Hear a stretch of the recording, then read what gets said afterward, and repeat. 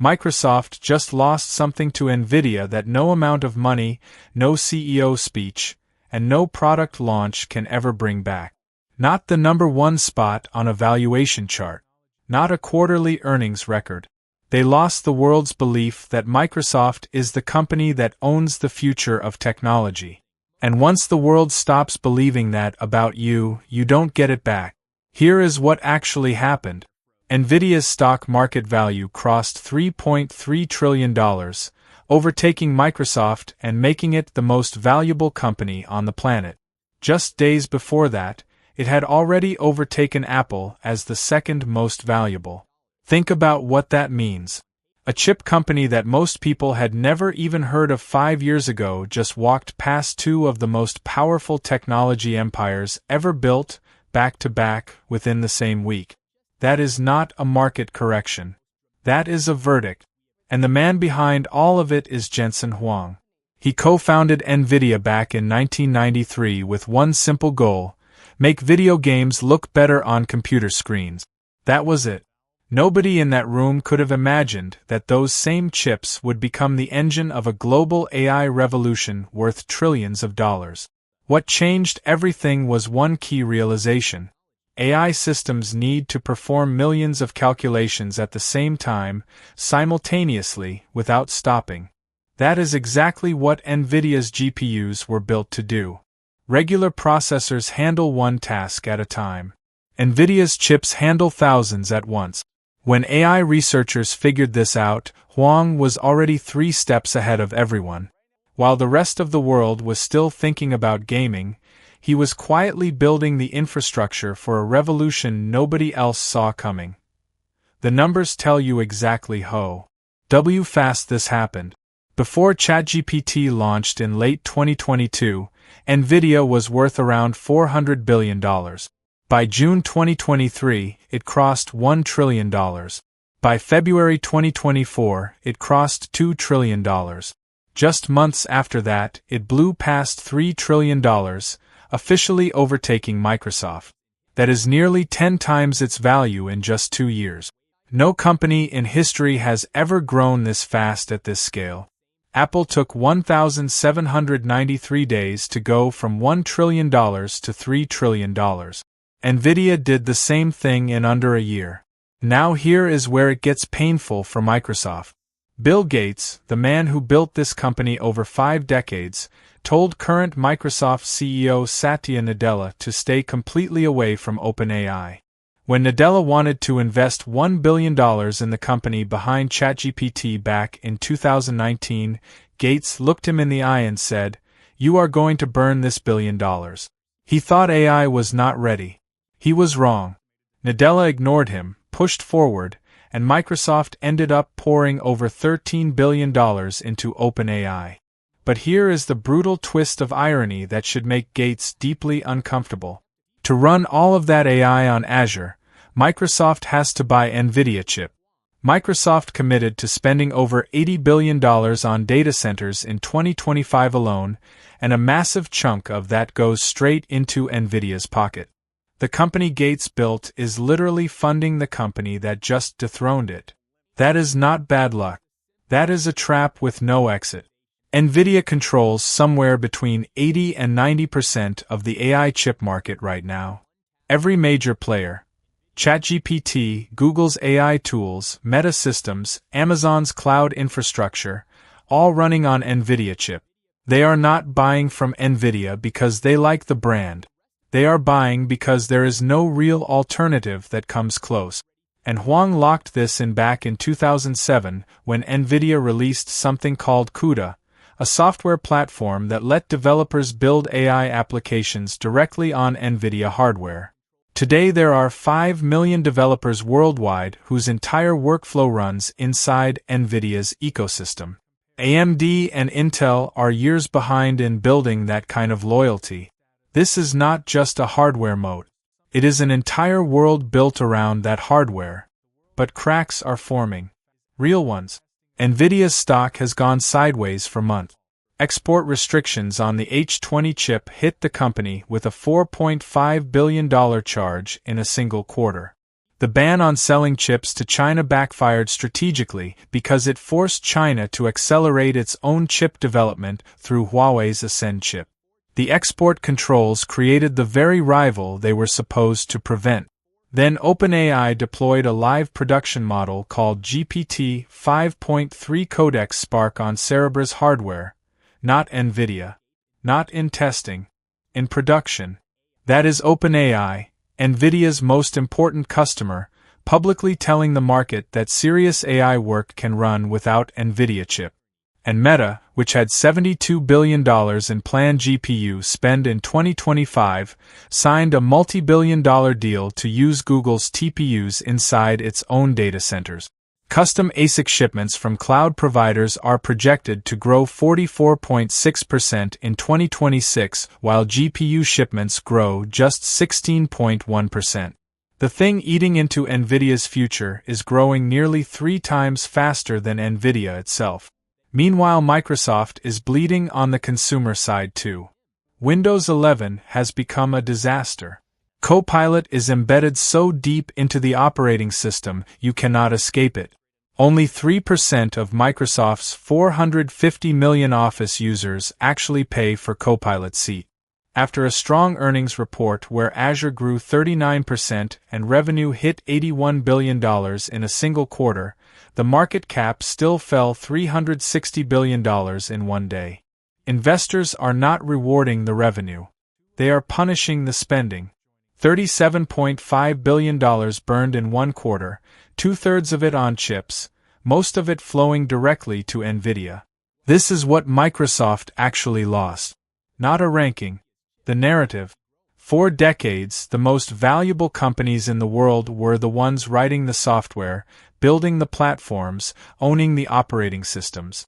Now the most valuable company is the one building the physical hardware that all those software giants cannot survive without.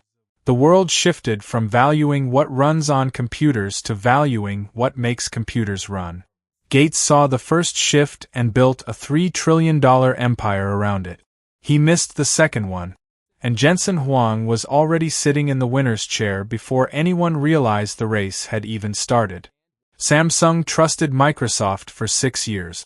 6 years of pre-installed apps, default cloud backup, and a partnership that was supposed to take on Apple. And after all of that, Samsung just pulled the plug completely. OneDrive is getting removed from every Galaxy phone. The deadline is April 11, 2026. And Microsoft is about to lose access to over 100 million devices. This is not a small update. This is not a quiet policy change. This is one of the biggest breaks in tech partnership history, and most people have no idea why it actually happened. Let's go back to 2019. Satya Nadella walked on stage at the Galaxy Note 10 launch in New York. The crowd went crazy. 2 of the biggest names in tech joining forces. Samsung had the hardware. Microsoft had the cloud and software infrastructure. The deal made sense on paper. OneDrive became the default cloud backup on every Galaxy phone. Microsoft Office came preloaded. Teams integration was built in. Microsoft got direct access to Samsung's massive user base. Samsung got world-class cloud services and reportedly around $891 million annually from the agreement. For a moment, it genuinely looked like the partnership that could challenge Apple's ecosystem. But what Nadella didn't say on that stage was already becoming a problem behind closed doors. The first signs were technical. OneDrive syncing was clunky. Files would upload at random times, draining battery and burning through mobile data. Samsung's own engineers kept finding bugs that Microsoft was painfully slow to fix. Users started complaining loudly. Samsung's customer support logged over 890,000 complaints about OneDrive in 2023 alone. But the technical frustration was only the surface problem. The deeper issue was control. When Samsung signed this deal, they handed Microsoft a direct pipeline into their users' devices. Every photo a Galaxy user backed up, Microsoft saw. Every file synced, every location tag embedded in those photos, Microsoft had all of it. and Samsung had zero visibility into how that data was being used. Then came the behavior that made Samsung's leadership genuinely uncomfortable. Microsoft was getting aggressive on Windows with OneDrive, moving users' local files to the cloud without clear permission, redirecting documents users thought were stored locally, and in some cases deleting files when users hit storage limit. Samsung watched all of this unfold and asked one very important question. Why are we letting them experiment with this same behavior on our phones? Every time Microsoft pushed harder on Windows, Samsung realized they were essentially giving Microsoft a testing ground to perfect those same tactics on Galaxy devices. And meanwhile, Samsung Cloud, which Samsung had built years before this deal, was sitting dormant. Samsung had literally told their own users to ignore their own service and use Microsoft's instead. For what? The moment everything changed came when Samsung discovered that Microsoft was using OneDrive data collected from Galaxy devices to train their AI models. Samsung users' personal photos, documents, location data, and private files were being fed into Microsoft's Copilot development pipeline. No explicit consent. No compensation to Samsung. No transparency whatsoever. Microsoft was building AI products that would directly compete with Samsung's own plans, using Samsung's own user base as the fuel. A Trinity College Dublin privacy study published in late 2024 confirmed it. Microsoft apps pre-installed on Samsung phones were collecting and transmitting more data than any other pre-installed software on those devices, more than Samsung's own apps, more than Google's app. The findings hit Samsung's board like a grenade. Samsung didn't just quietly cancel the deal. They confronted Microsoft directly. They demanded Microsoft stop collecting data from users who never open their apps, stop transmitting data without explicit consent, and make privacy controls actually accessible to normal users. Microsoft's response was essentially no. Their position was that the data collection was necessary for service functionality and that users had technically agreed through terms of service buried during phone setup. Samsung gave them an ultimatum. Microsoft let the partnership die. They calculated the data was worth more than the relationship. That decision infuriated Samsung's leadership. According to leaked internal communications, one Samsung executive described the situation plainly. Microsoft made clear they value our users' data more than our partnership. That's not a partnership. That's exploitation. In early 2025, Samsung made it official. OneDrive integration would be removed entirely from Galaxy devices. Not phased out. Not kept as an optional download. Removed. Android Authority found the evidence buried in Samsung's One UI 8.5 code. Strings of text reading, sync with OneDrive ending soon. Countdown notifications being prepared. A hard cutoff date. April 11, 2026. After 6 years, it's done. Samsung Cloud is coming back as the default, and this time Samsung has made clear they are not giving another company control over their users' data. The consequences for Microsoft are significant. They lose default positioning on over 100 million active Galaxy devices. They lose the habit loop they spent 6 years building, all the users who got comfortable with OneDrive and started paying for storage. They lose enterprise standardization across Android. And they cannot do anything about it. Samsung owns the ecosystem. Microsoft has no leverage here. Worse, Xiaomi and Oppo are already quietly removing Microsoft apps from their upcoming devices. The domino effect is starting. If you are a Samsung user backing up to OneDrive right now, April 11, 2026 is your deadline. Your photos and files will not automatically transfer. You need to manually migrate everything before that date or you risk losing it. And if you work in IT and built your mobile backup strategy around Microsoft services on Samsung devices, you already know what this means. This was never just about cloud storage. This was about Samsung finally saying enough to a company that treated them like a data source instead of a partner. And when a company as large and confident as Samsung says no, the entire industry listens. You know, there's been a lot of talk recently about people installing Linux on their computers to get away from Windows and Mac. If you have a regular Android phone, then clearly you have no privacy. Most of the spying and surveillance on our lives are done on these phones. Android just doesn't work for me anymore on many different levels, and that sucks. Bill Gates once stood in front of the world and admitted something that shocked everyone. He said missing Android was the single greatest mistake of his career. The man who built the most dominant software empire in history, the man who crushed IBM, buried Netscape, and put a Windows PC in every home on Earth, said he blew it. He missed mobile. And now in 2026, the platform that replaced him is starting to feel the same heat. Because Linux phones are here. They work. And neither Google, Apple, nor Microsoft has a single answer for what's coming. Let's talk about what a Linux phone actually is, because most people have no idea. The Librem 5 made by Purism is one of the most radical pieces of consumer hardware built in the last decade. It runs Pure OS, a fully open-source operating system built on Linux. Every line of code is public. Anyone can inspect it, audit it, modify it. But the hardware is where it gets insane. The Librem 5 has physical kill switches built directly into the chassis. 3 separate switches. One cuts power to the Wi-Fi and Bluetooth card. One cuts the cellular modem. One physically disconnects the cameras and microphone. Not a software toggle. Not a permission setting. A hardware switch that cuts electrical power. When that switch is flipped, there is no software backdoor on Earth that can turn those components back on. That is a completely different security model than anything Android or iOS has ever offered. Then there is the Pine phone from Pine64, starting at around $150. A fully open hardware Linux phone that the community can repair, modify, and flash with dozens of different operating systems including Ubuntu Touch, Postmarket OS, and Sailfish OS. The battery is replaceable. The back cover comes off. Components are modular.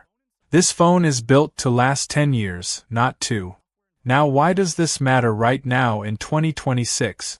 Because people are waking up to what their phone actually does to them.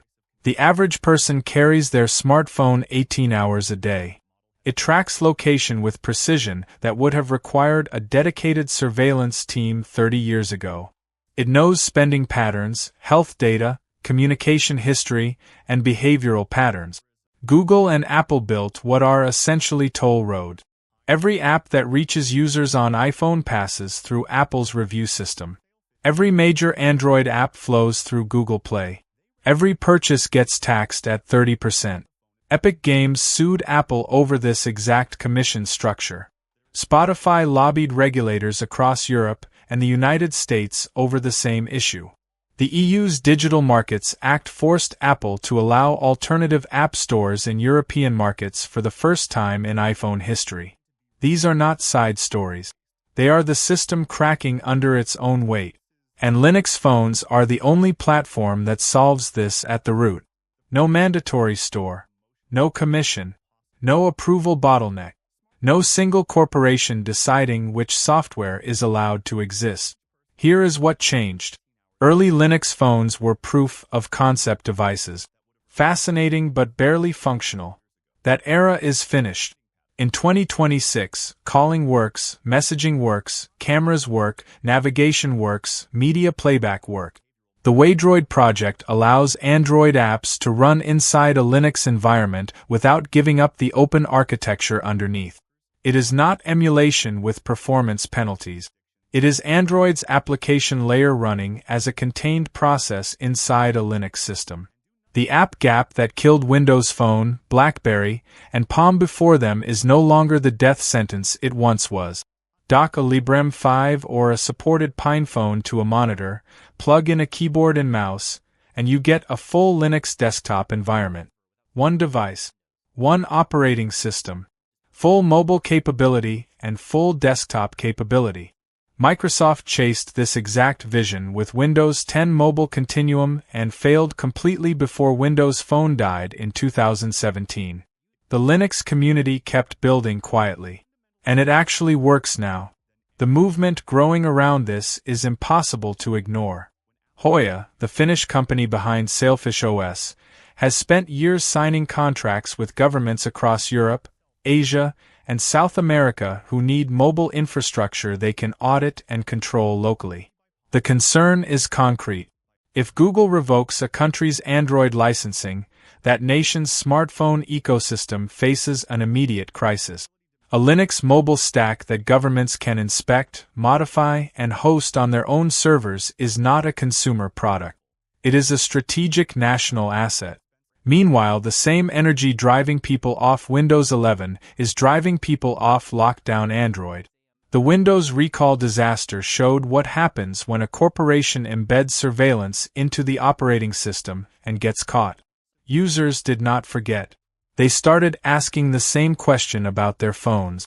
And when they looked closely at what Android and iOS were doing with AI pipelines, on-device behavioral modeling, and real-time data collection in 2026, the answer made a lot of them very uncomfortable.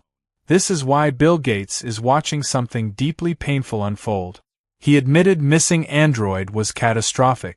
He watched Microsoft burn billions on Windows Phone only to shut it down by 2017. He warned his own leadership team that mobile would define computing long-term. They did not listen fast enough. Now Linux, the open-source movement Microsoft spent years fighting on desktops, is attacking from two directions simultaneously. It is replacing Windows on desktops and laptops. And it is now offering a genuine alternative to Android and iPhone in the pocket. The same volunteer-built, community-driven, nobody-owns-it software that Gates once tried to eliminate is now the most dangerous idea in the entire technology industry. The phones exist. The privacy is real. The locks on Android and iPhone are visible now in a way they never were before. And once people see the cage, they cannot unsee it. Exploit uses a local privilege escalation vulnerability in various Microsoft Windows versions. Right now, in March 2026, there are 240 million computers running Windows 10 with zero security protection. No patches. No fixes. Nothing. These aren't forgotten machines in a basement. They're the computers people are using today at work, at school, in hospitals. And the